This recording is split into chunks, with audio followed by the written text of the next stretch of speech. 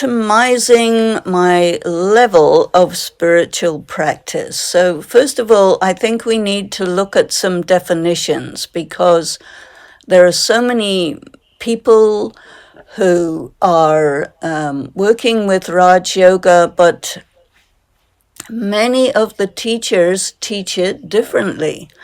And so you will understand what this is according to who you're working with. So first of all, we need to just define what exactly is meant by Raj Yoga and what exactly is meant by spiritual practice, because otherwise we're not on the same page.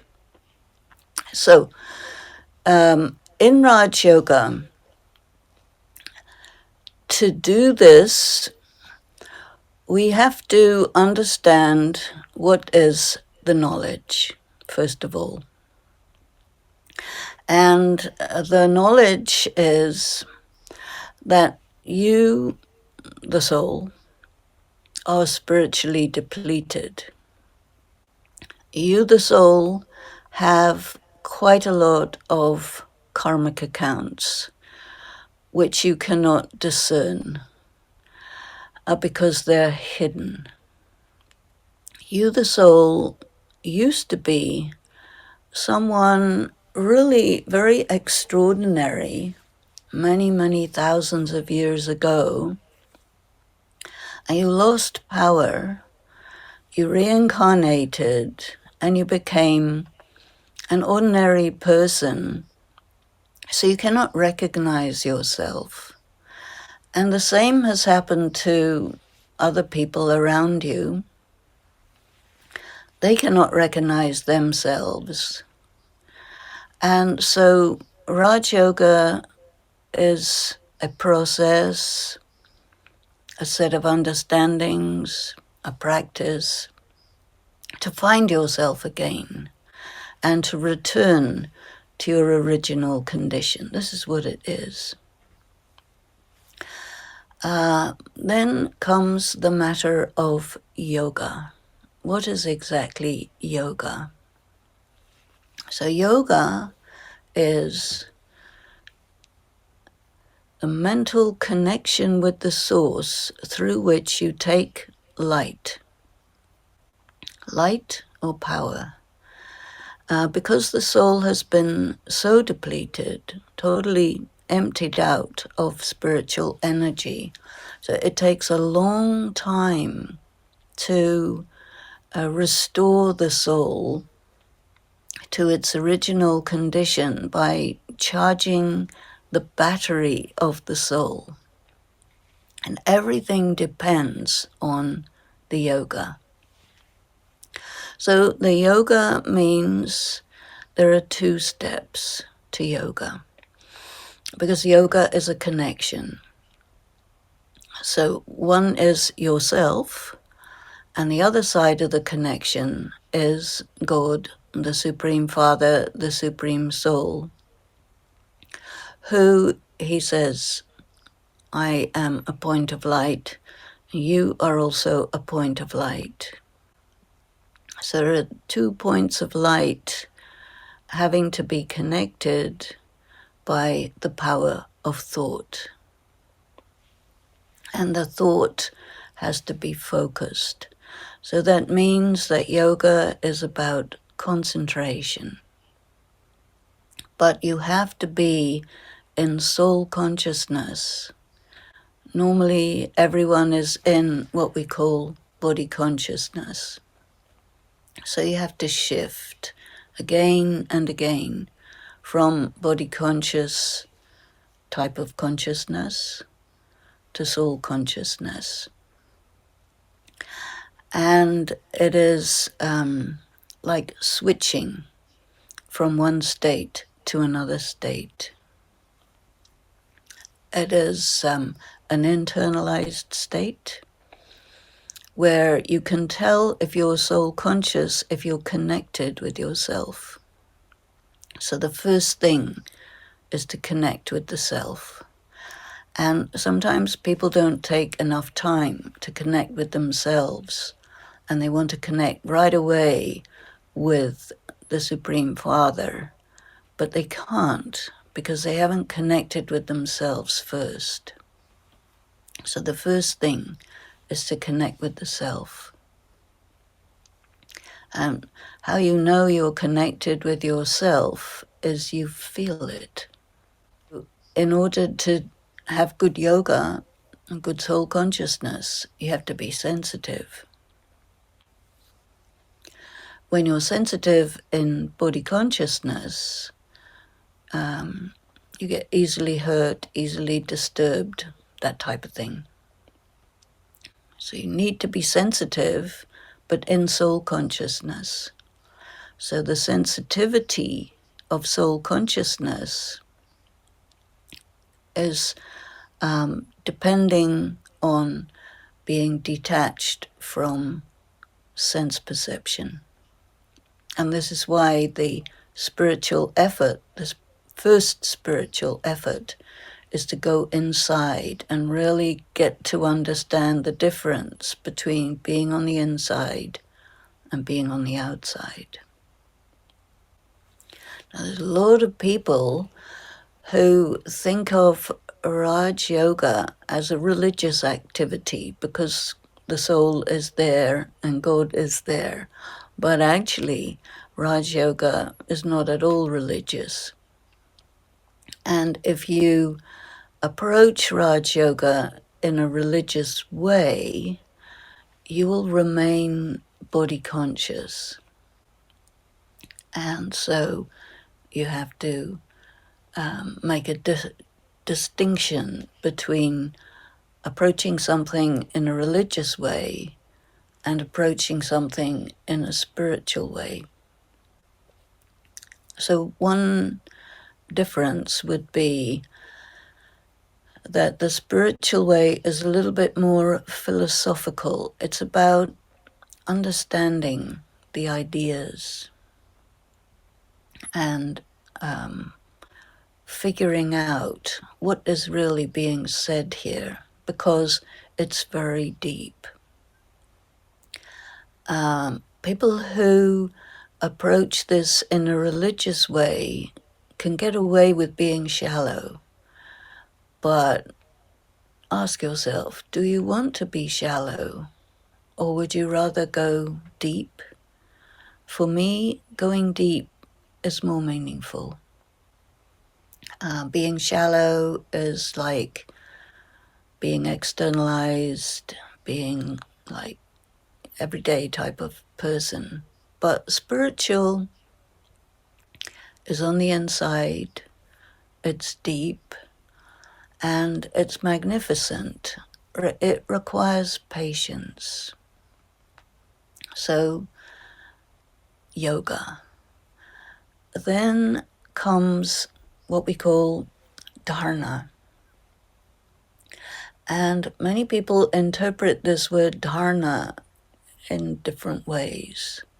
So I will define it for you, that Dharna is to actually become what you're understanding.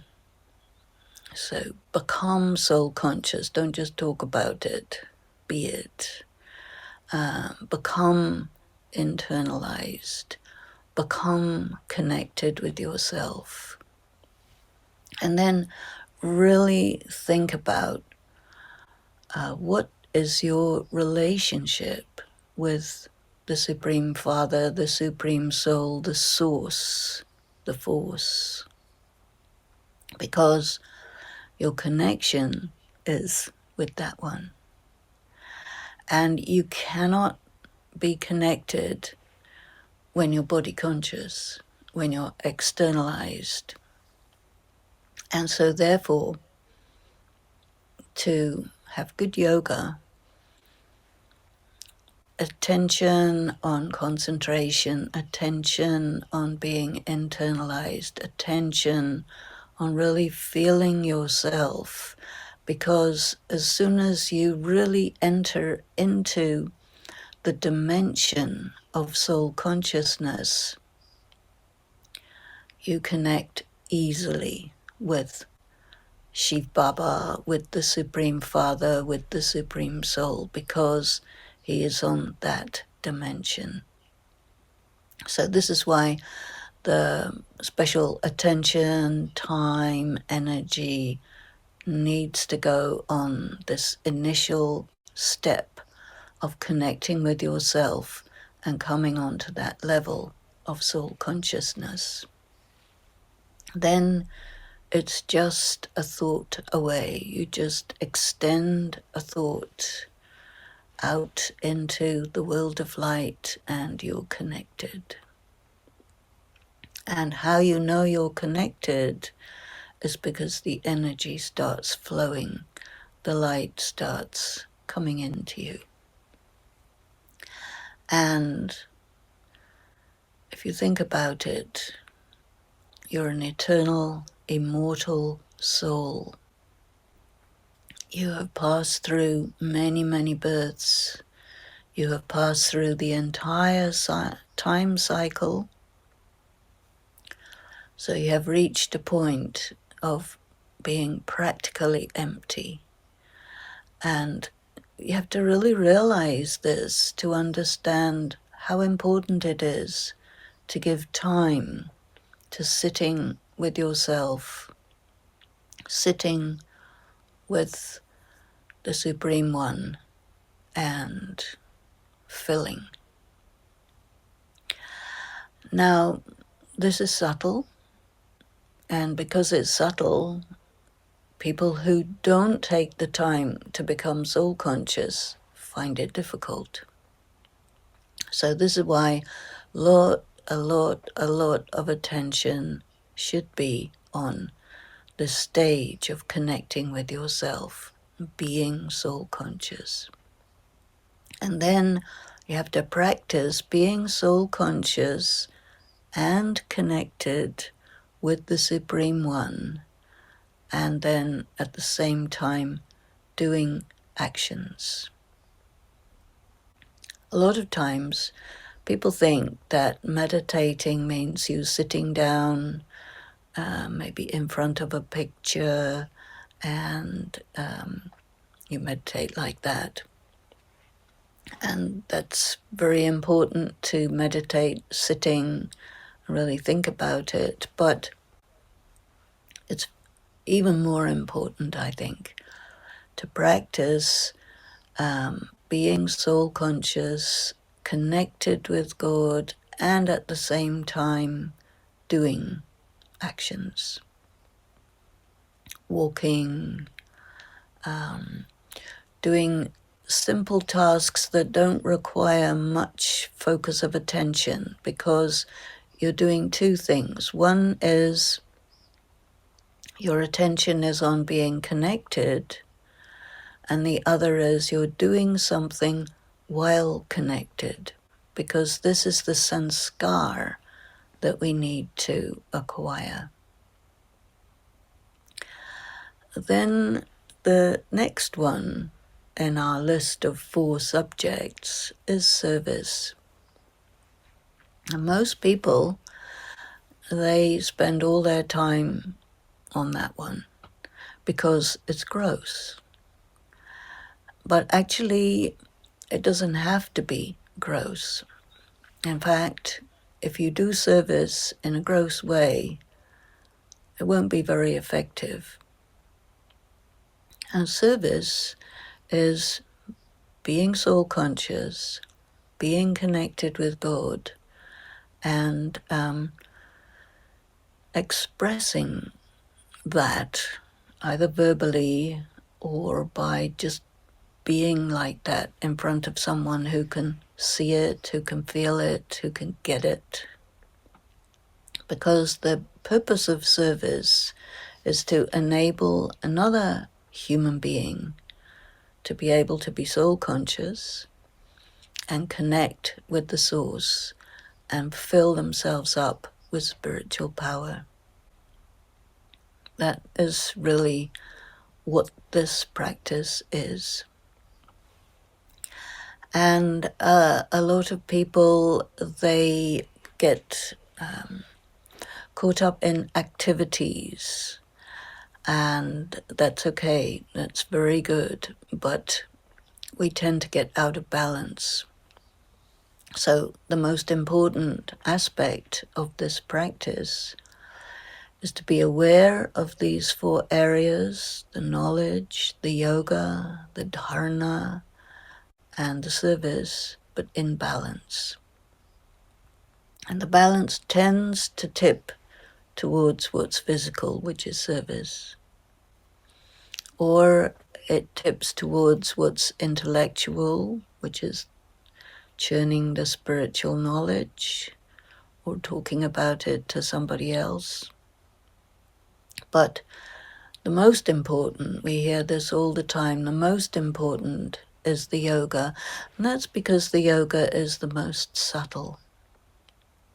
And the problem for most people is they're not subtle.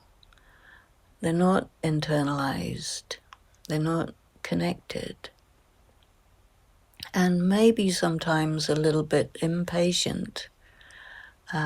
We live in a very fast world where we want instant results and everything has to go the way you want it. But no. I think to do the practice of Raj Yoga, you need to be operating at a different pace from the world as we know it, which is in a kind of tailspin going to some sort of crash. But we don't want to be crashing on the earth. We want to be flying up, being light, being subtle. And we need to understand what the self is, so we study. And while studying, we have to practice being what is being talked about. Now, spiritual practice. How do you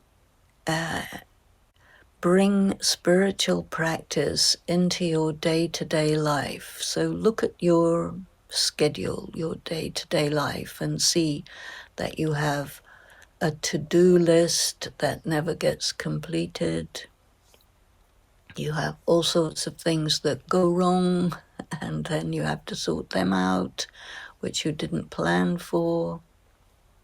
Then you have all sorts of people making demands on you, and you are trying to accomplish many things. And so all of this regular daily schedule forces us into this externalized state of being. So we need to again and again and again step back from this busy schedule. And I think we need to do some pruning.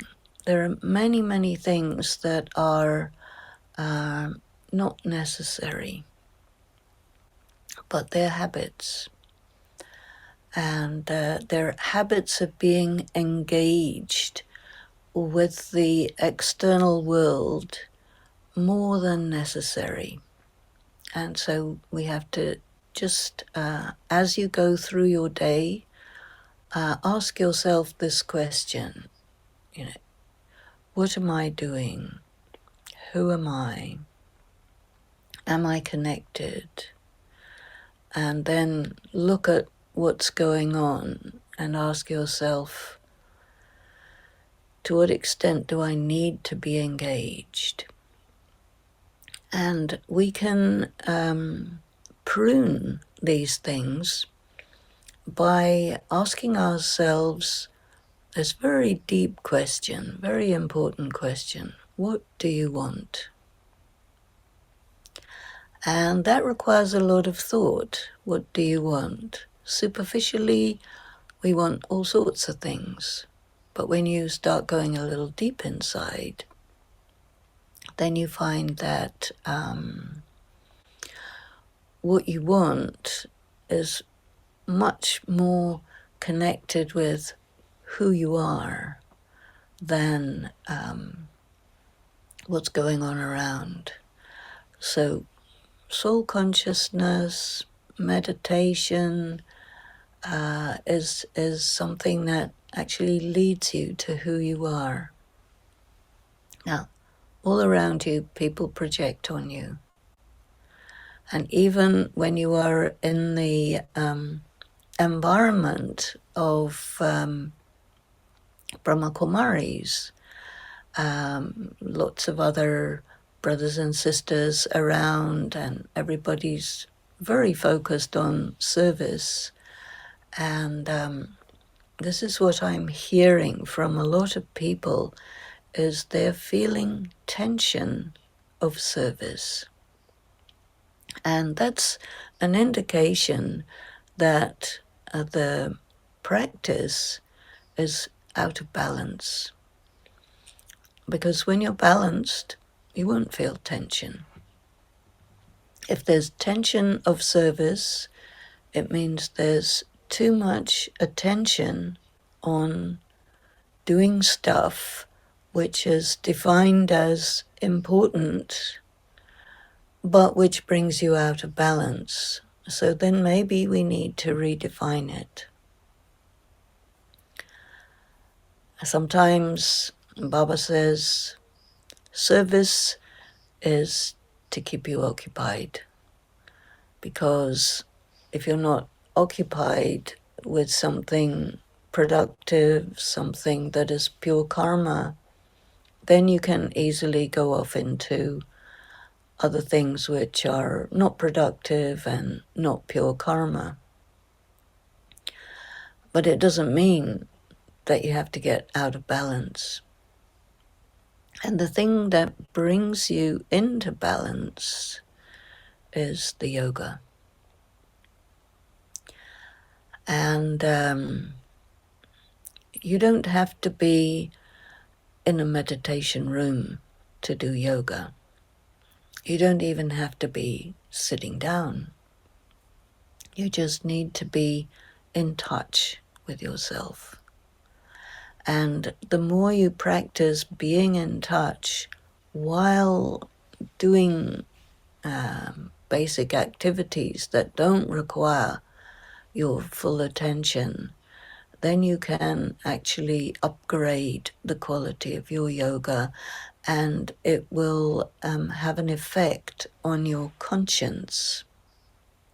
Now, conscience is very important, because conscience is an instrument that allows you to know what's right and what's wrong at the most subtle level. And conscience will also tell you when you're going out of balance and when you're in balance. And you need to also get a feel for when your life is in balance. Now, there are many forces acting on you all the time, from other people, from circumstances, from demands, and all this. And, one thing that happens in the Brahmakumari world is people are trained and the expectation of saying yes. And yes is very good, but no is also important. So you need to, in order to stay balanced, you have to see, what will I say yes to and what will I say no to? Because if you say yes to everything, you go out of balance. And people don't like it when you say no. So you have also the powers of yoga. The powers of yoga help you also to stay balanced and also to make choices which maybe other people might not appreciate. But you learn how to make it clear, this is who I am, this is what my values are, this is what my priorities are, this is what I will do, this is what I won't do. This is important because without that, you are not the master of your life. And the purpose of spiritual practice is to establish in your social environment that you are the master of your life and that you have a very good understanding, which comes through the study, a good understanding of what you are responsible for and what you're not responsible for, what you have to do, what you don't have to do, what is useful for you, what is not useful for you. And so you have to learn how to negotiate these things so that you can have optimum time for yourself. Because when you don't have time for yourself, you don't do yoga. When you don't have time for yourself, you come under the influences of other people, circumstances, and so on. And then the way in which you conduct your life contains a lot of stress that doesn't need to be there. On the other hand, when you're really balanced, and especially you have importance for yoga, then you have time. And we have very little time in this world because of all these other things. But when you keep yourself in balance, and you give importance to yoga, then you clear off your desk, off your table, all the unnecessary things that are really optional. So having an optimum level of spiritual practice is when you really have this sense that I can do what I want, when I want, if I want, for how long I want, and not if I don't want. And notice the use of the word want. And one of the signs of yoga power is willpower. And willpower is to assert your will.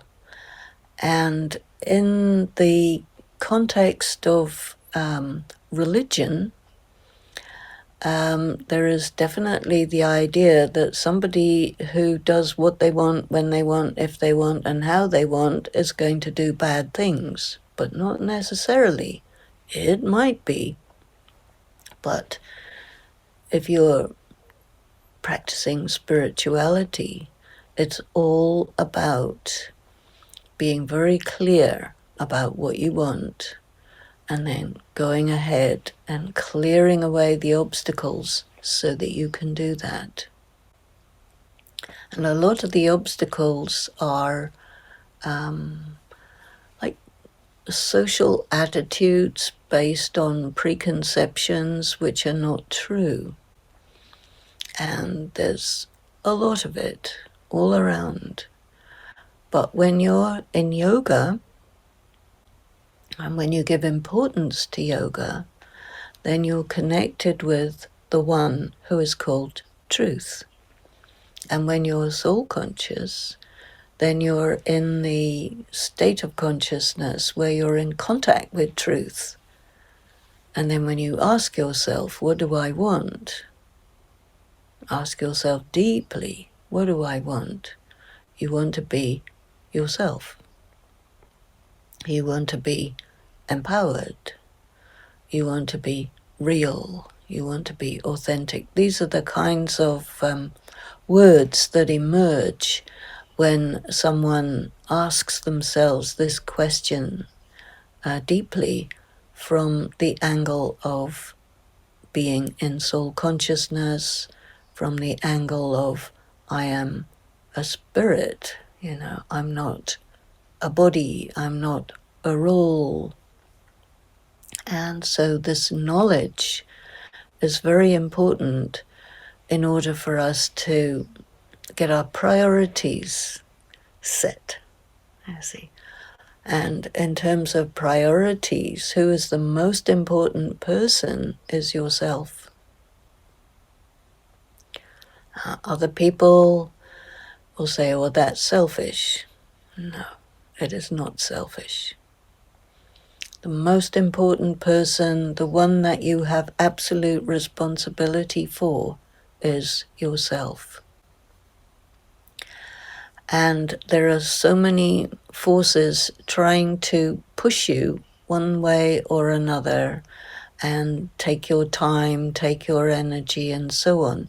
If you don't have willpower, if you don't put yourself as the highest priority,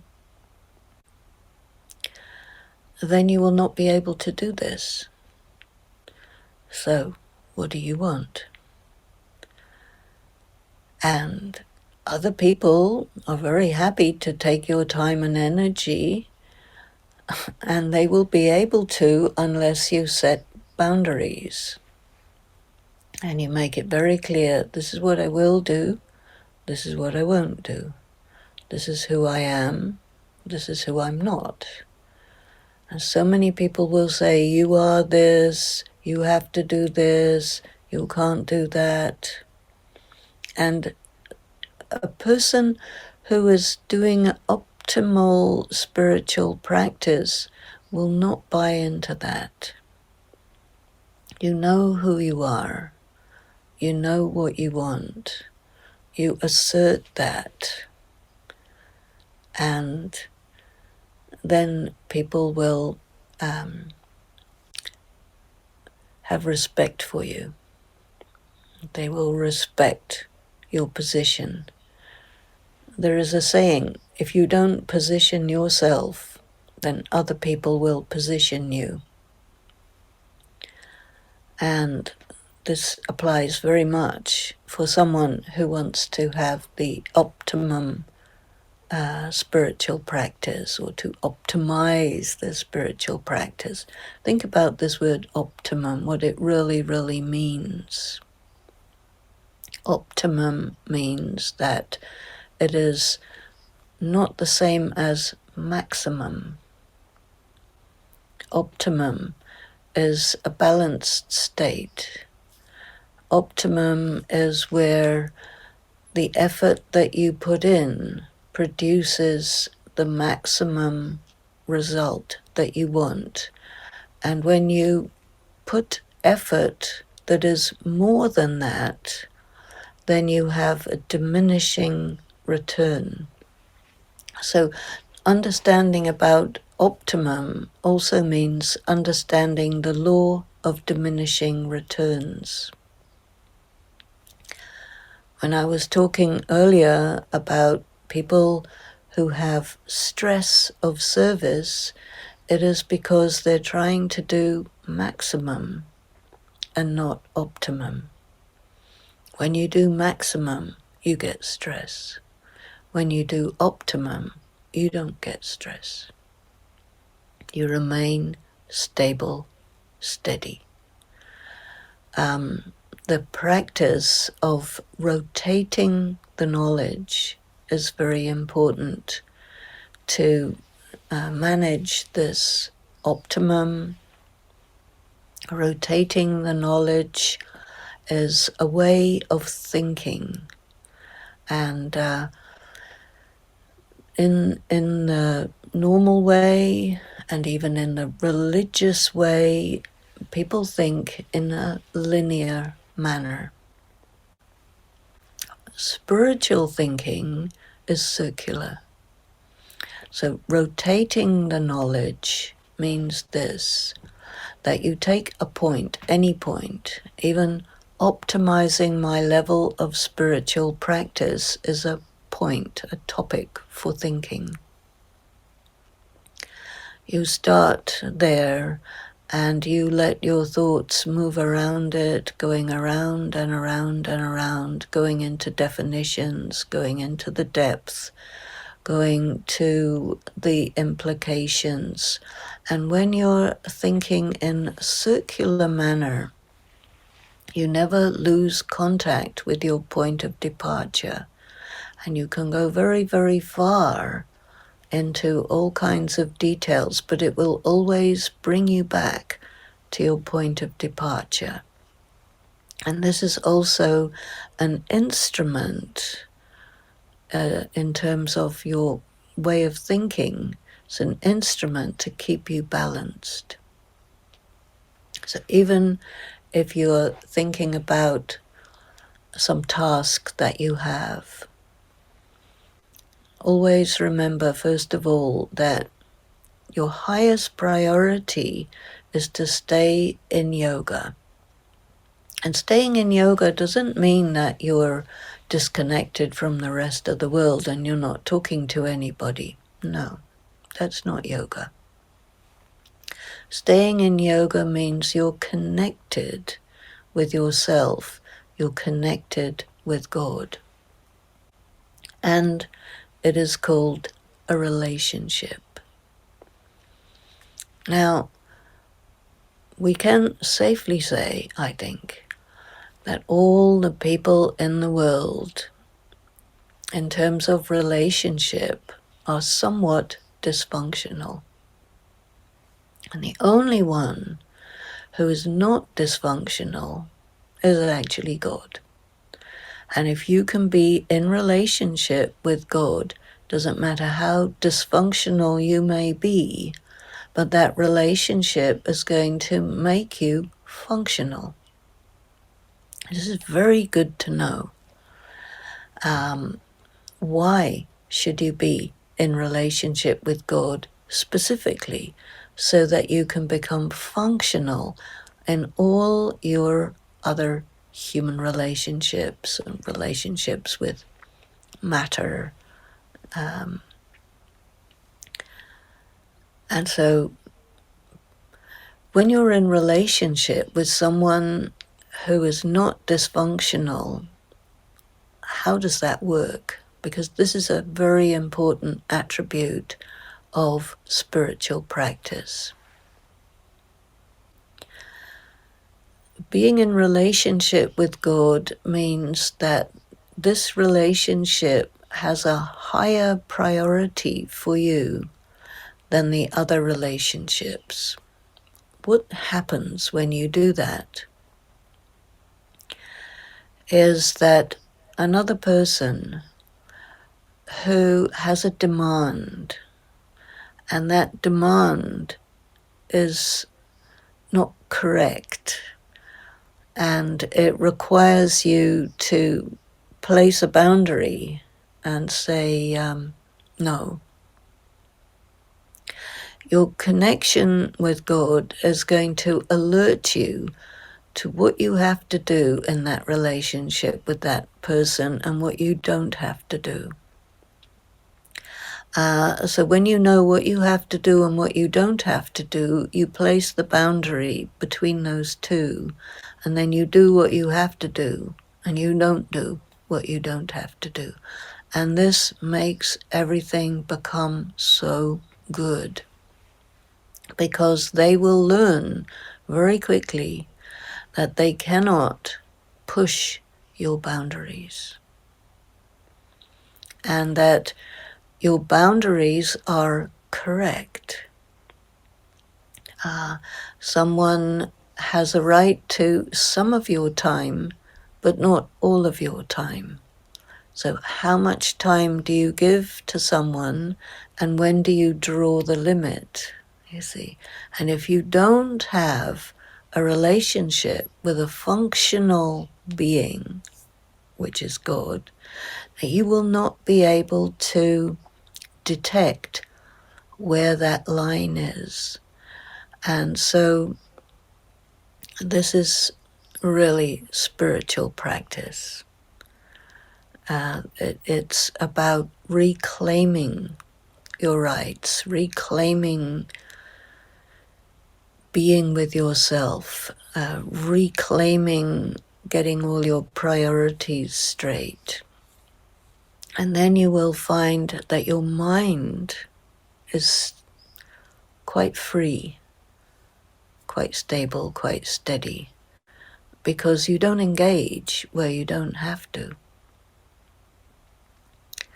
Sometimes we hear different expressions like, be the detached observer, but you need to know when to be that and how to be that, and in what circumstances and to what extent.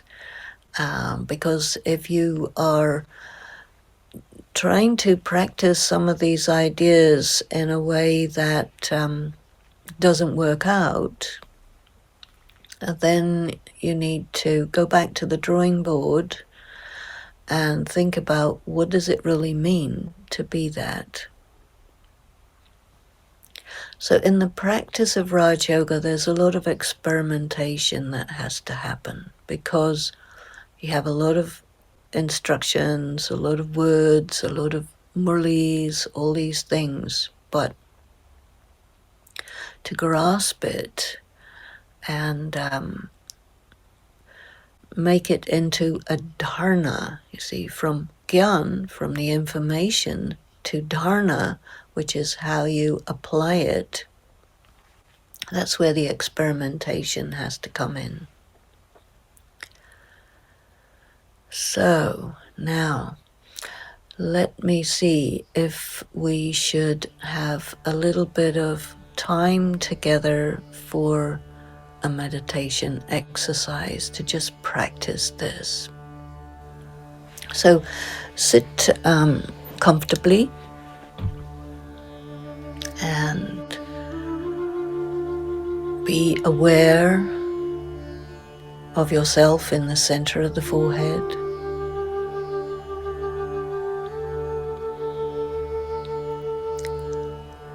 And just take time to slowly go inside.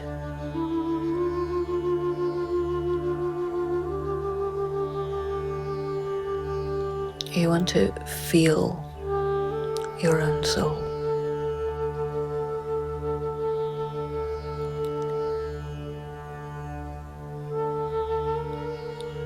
Slowly withdraw yourself from other considerations. Just be totally alone with yourself.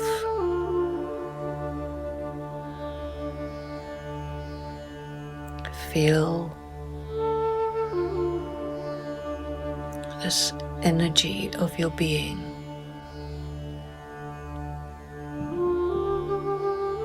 And just bring yourself into that dimension of light.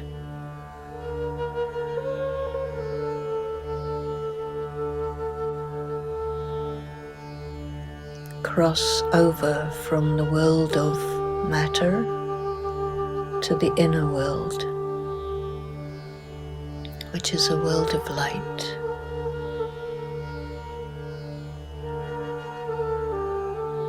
And then you're soul conscious.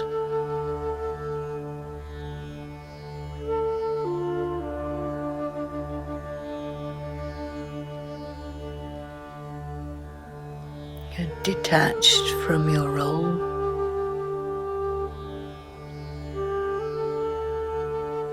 Just yourself.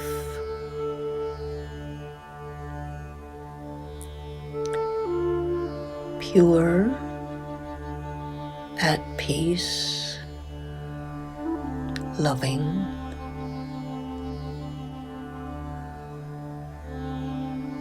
powerful,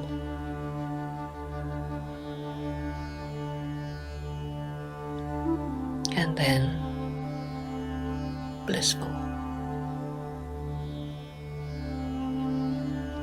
This is your identity.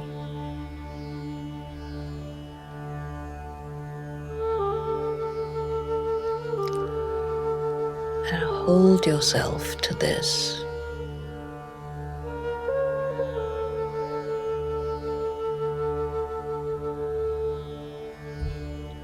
And then all the things that happen or have happened, you just let them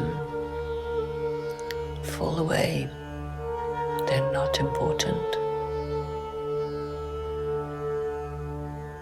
Be what you are.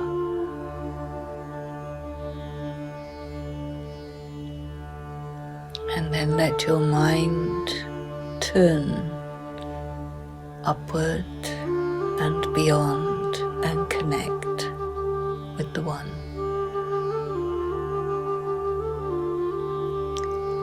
It's a very subtle connection. With your inner eye, you are looking at that One who has no physical form.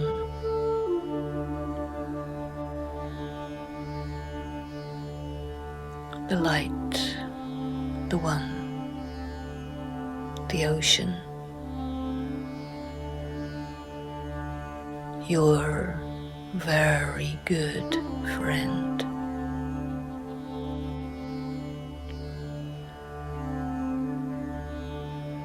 Your amazing teacher.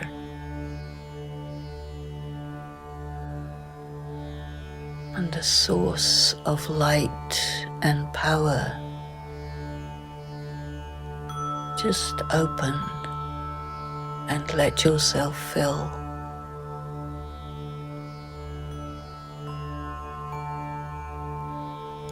Fill gently, slowly,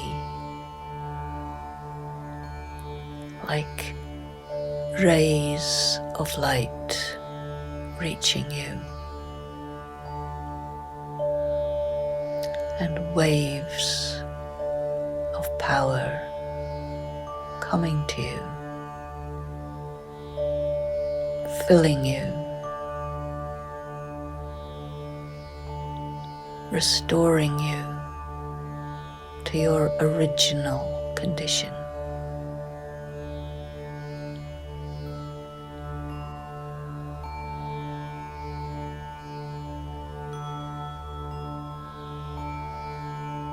Just allow that connection to persist.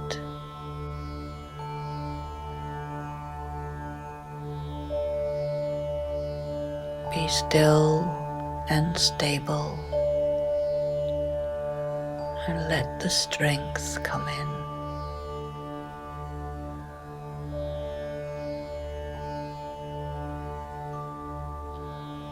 Give time for this.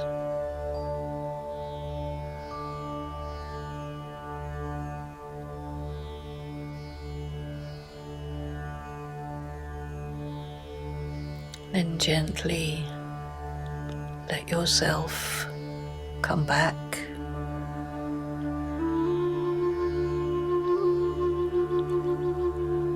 and reconnect with the body and the world around you. Always stay steady in this deep feeling that I am this spiritual being, first and foremost. And then after that, I come into action through the body.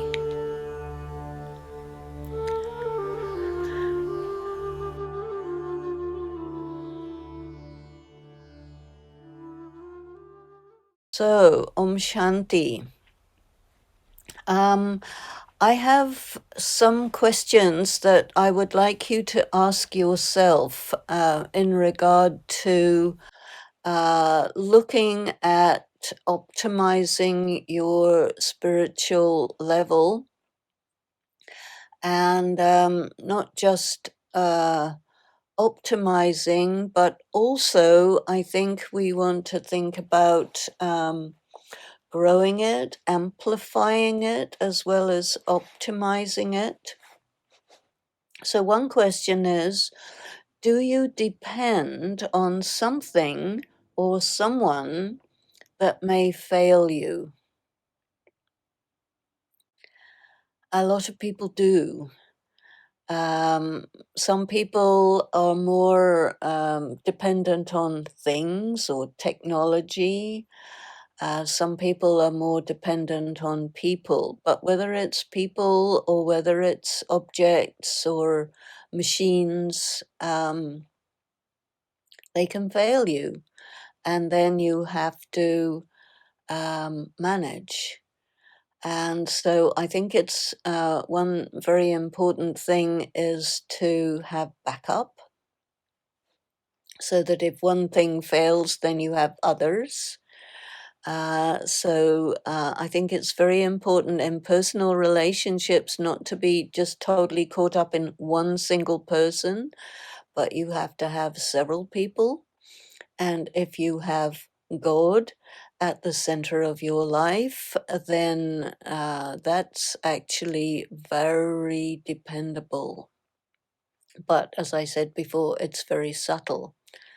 And when your spiritual practice is optimum and balanced, um, the other thing that we have to be very aware of, and that is opposition.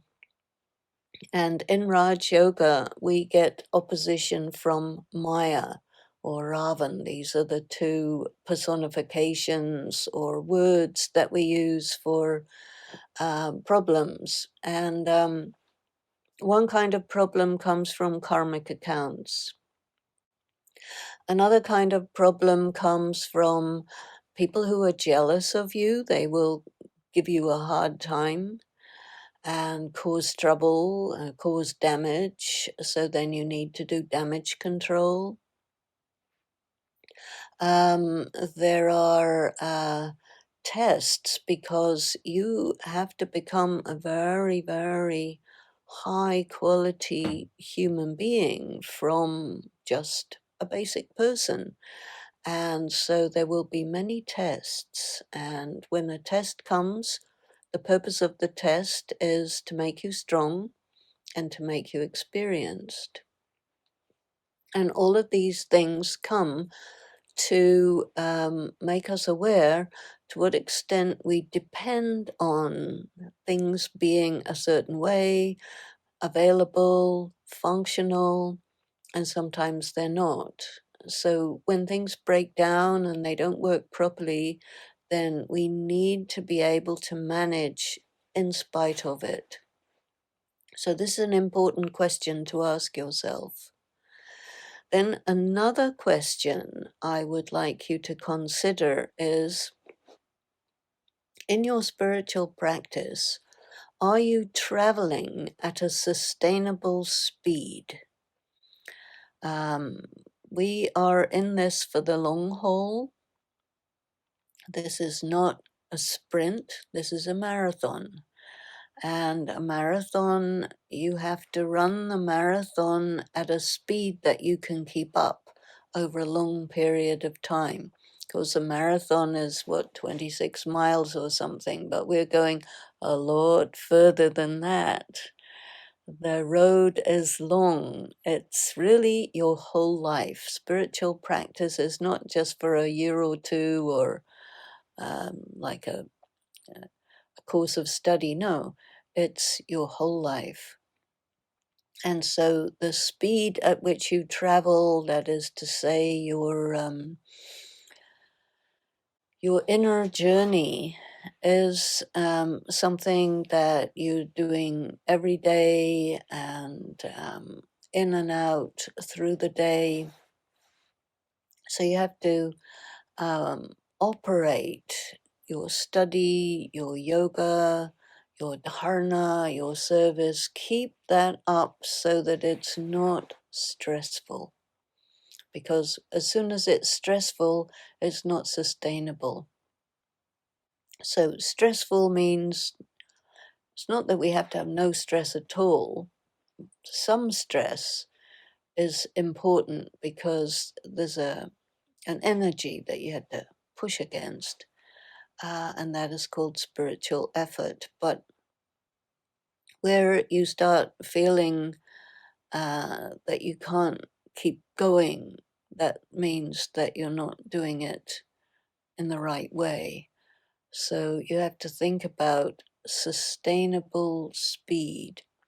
And one thing that I figured out for myself a long, long time ago is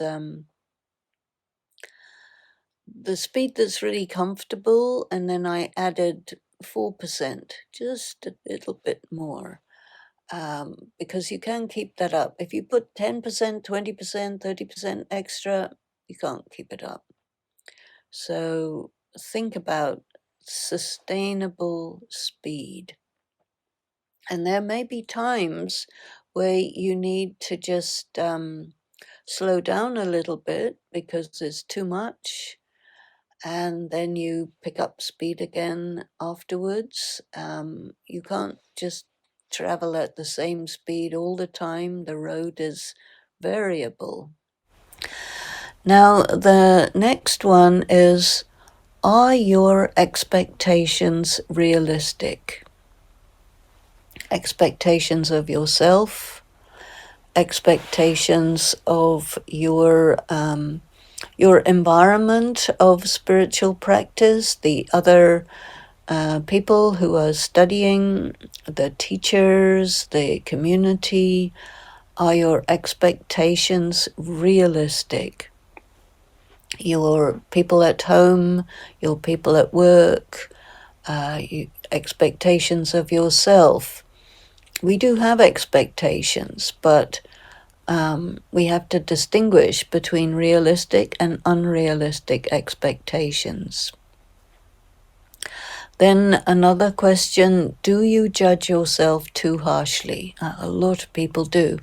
Especially I find that people who are approaching spirituality in a religious way have a tendency to judge themselves and everybody else too harshly, because the religious approach has a tendency to be a bit extreme, a bit fanatical, and so you can feel guilty about the smallest thing, feel unworthy just because you got the idea of being unworthy without any really good reason.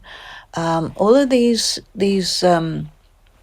harsh judgment of the self really interferes with your spiritual practice. So if you're judging yourself too harshly and it's a deep habit, then you're going to have to really put in some work to ease up on that, because it's quite difficult to change these kinds of habits.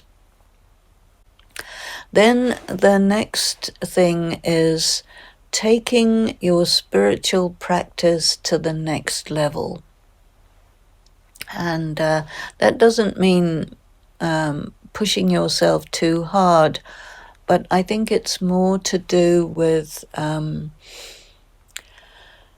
making it deeper and making it more real.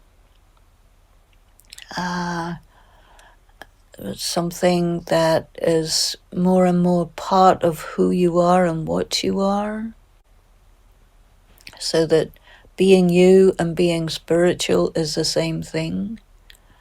I think as time goes by, your standards change, and so you may be moving along at one particular level and then you hit some sort of a wall where you can't move forward anymore, and that's a very important moment because it's time for a reassessment, and you have to rise to another level because you've completed that level that you were on before, and that's why you can't go any further. You've done it. Now rise to another level and the way becomes open and you can then move forward. So these are questions that I would ask you to consider yourself. And I think it's also important to